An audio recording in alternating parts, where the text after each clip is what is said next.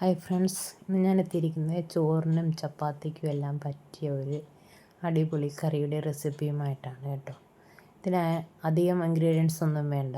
കുറച്ച് വെണ്ടയ്ക്കയും ഒരു തക്കാളിയും ഒരു സവോളയൊക്കെ ഉണ്ടെങ്കിൽ നമുക്ക് ഈസി ആയിട്ട് തയ്യാറാക്കാം. ഇതിനായിട്ട് ഞാനിവിടെ ഒരു 10 വെണ്ടയ്ക്ക, ചെറുതാണേ, അധികം വിളയാത്ത വെണ്ടയ്ക്ക നോക്കി എടുക്കണം. പിന്നെ 2 സവോളയും 5-6 പച്ചമുളകും 2 വലിയ തക്കാളി അല്ലെങ്കിൽ ഒരു 3 ഇടത്തരം തക്കാളി എടുക്കണം കേട്ടോ. ഇതിൻ്റെ അരപ്പെന്ന് പറയുന്നത് ഒരു അരമുറി തേങ്ങയും 1/2 ടീസ്പൂൺ ജീരകവും 5-6 അല്ലി വെളുത്തുള്ളി, ഇത്രയുള്ള അരപ്പ്. വളരെ സിമ്പിളായിട്ട് നമുക്ക് പെട്ടെന്ന് തന്നെ തയ്യാറാക്കി എടുക്കാൻ പറ്റുന്ന ഒരു കറിയാണ് കേട്ടോ ഇത്. ഈ കറി തയ്യാറാക്കാനായിട്ടൊരു ചട്ടി അടുപ്പിൽ വെച്ചിട്ടുണ്ട്. അതിലേക്ക് കുറച്ച് വെളിച്ചെണ്ണ ഒഴിച്ച് കൊടുത്തിട്ടുണ്ട്. എണ്ണയൊന്ന് ചൂടായി വരുന്ന സമയത്ത് ഇതിലേക്ക് 1 ടീസ്പൂൺ കടുക് ഇട്ട് കൊടുക്കാം. കടുകൊന്ന് പൊട്ടി വരട്ടെ. കടുകൊന്ന് പൊട്ടി വരുന്ന സമയത്ത് നമുക്ക് അരിഞ്ഞു വെച്ചിരിക്കുന്ന വെണ്ടയ്ക്ക ഉണ്ടല്ലോ, അത് ഇതിലേക്ക് ചേർത്ത് കൊടുക്കണം. വെണ്ടയ്ക്ക ആ എണ്ണയിലേക്ക് കുറച്ച് നേരം ഒന്ന് മൂപ്പിച്ചെടുക്കണം കേട്ടോ. ഒന്ന് വഴന്ന് വരണം. അതിൻ്റെ വഴുവഴുപ്പൊക്കെ ഒന്ന് മാറി കളറൊക്കെ ഒന്ന് മാറി നല്ലൊരു മണം വരും. അതുവരെ ഒന്ന് വഴറ്റിയെടുക്കുക. ഈ പരുവത്തിൽ കേട്ടോ. അതിനുശേഷം ഇതിലേക്ക് അരിഞ്ഞു വെച്ചിരിക്കുന്ന സവോള ഇട്ട് കൊടുക്കുക. 2 സവോളയാണ്. അതുപോലെ ഒരു 5-6 പച്ചമുളക് അരിഞ്ഞു വെച്ചിട്ടുണ്ട്. അത് രണ്ടും കൂടെ ചേർത്ത് കൊടുക്കുക. അപ്പോൾ സവാളയും പച്ചമുളകൊക്കെ ഒന്ന് നന്നായിട്ടൊന്ന് വഴന്ന് വരണം. അതുവരെ നമുക്കതൊന്ന് വഴറ്റി കൊടുക്കാം. ഈ സമയത്ത് കുറച്ച് ഉപ്പും കൂടെ ചേർത്ത് കൊടുക്കാം. സവാള പെട്ടെന്ന് നമുക്ക് വഴന്ന് കിട്ടും, അതിനുവേണ്ടിയാണ് ഉപ്പ് ചേർത്തത്. അതെല്ലാം ഒന്ന് വഴന്ന് വരുന്ന സമയത്ത് നമുക്കതിലേക്ക് അരിഞ്ഞു വെച്ചിരിക്കുന്ന തക്കാളി, കുറച്ച് കറിവേപ്പിലയും കൂടെ ചേർത്ത് കൊടുക്കാം. ഇതെല്ലാം കൂടെ നന്നായിട്ടൊന്ന് മിക്സ് ചെയ്യാം.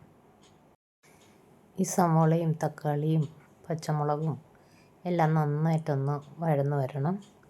അതുവരെ ഇത് നമുക്കൊന്ന് വഴറ്റി കൊടുത്തുകൊണ്ടേയിരിക്കുക. അതൊന്ന് വഴന്ന് വരുന്ന സമയത്ത് ഇതിലേക്ക് ഒരു 1/2 ടീസ്പൂൺ മഞ്ഞൾപ്പൊടിയും 2 ടീസ്പൂൺ കുരുമുളക് പൊടിയും ചേർത്ത് കൊടുക്കാം. കുരുമുളക് നമുക്ക് എത്ര എരിവ് വേണോ അതിനനുസരിച്ച് ചേർത്ത് കൊടുക്കാം. നമ്മളിതിനകത്ത് മുളകൊന്നും ചേർക്കുന്നില്ല കേട്ടോ. മുളക്, മല്ലി അങ്ങനെയുള്ള ഒന്നും തന്നെ ചേർക്കുന്നില്ല. കുരുമുളകും മഞ്ഞൾപ്പൊടിയും മാത്രമാണ് നമ്മൾ പൊടി ഐറ്റംസിൽ ചേർക്കുന്നത്. ഇനി ഇത് അരപ്പെല്ലാം കൊണ്ട് നന്നായിട്ട് ഒന്ന് വഴറ്റി കൊടുക്കാം. വഴറ്റി കൊടുത്തതിന് ശേഷം വെള്ളമൊന്നും ചേർക്കുന്നില്ല. തക്കാളിയിലെ ജലാംശം കൊണ്ട് തന്നെ അത് വെന്ത് കിട്ടും.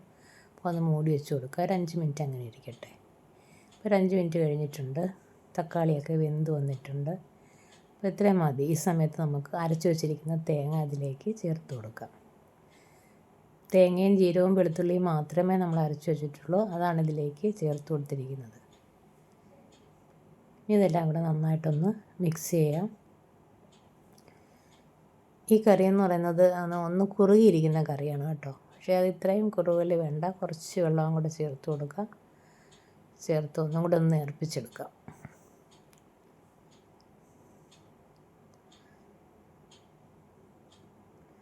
ഇത്ര മതി.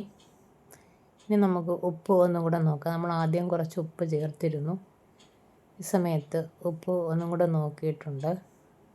ഉപ്പ് അല്പം കുറവായിരുന്നു. അപ്പം ഉപ്പ് കുറച്ചുകൂടി ചേർത്തു. അതിനോടൊപ്പം തന്നെ കുറച്ച് പുളിവെള്ളം കൂടി ചേർത്ത് കൊടുത്തിട്ടുണ്ട് കേട്ടോ.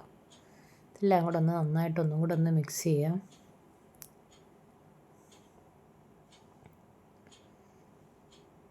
മിക്സ് ചെയ്തതിന് ശേഷം ഒന്ന് മൂടി വെച്ച് കൊടുക്കുക. ഒരു 5 മിനിറ്റ് കൂടെ ഇരിക്കട്ടെ. ഇപ്പോൾ ഒരു 5 മിനിറ്റ് കൂടെ കഴിഞ്ഞിട്ടുണ്ട്. കറിയൊക്കെ ഒന്ന് വറ്റി കുറുകി വന്നിട്ടുണ്ട്. നല്ല അടിപൊളി ടേസ്റ്റുള്ള ഒരു കറി ഇവിടെ റെഡി ആയിട്ടുണ്ട്. ചോറിനും ചപ്പാത്തിക്കും ദോശയ്ക്കും എന്തിൻ്റെ കൂടെയും കഴിക്കാൻ പറ്റിയ ഒരു കറിയാണ്. ഈ സമയം കുറച്ച് കറിവേപ്പിലയും കൂടെ ചേർത്ത് കൊടുക്കുകയാണെങ്കിൽ ഇത്രയേ ഉള്ളൂ. അപ്പോൾ എല്ലാവരും ട്രൈ ചെയ്ത് നോക്കുക. ഇഷ്ടപ്പെടുന്നെങ്കിൽ ലൈക്ക് ചെയ്യുക, ഷെയർ ചെയ്യുക, കമൻറ്റ് ചെയ്യുക, ചാനൽ സബ്സ്ക്രൈബ് ചെയ്യുക. Okay, thank you.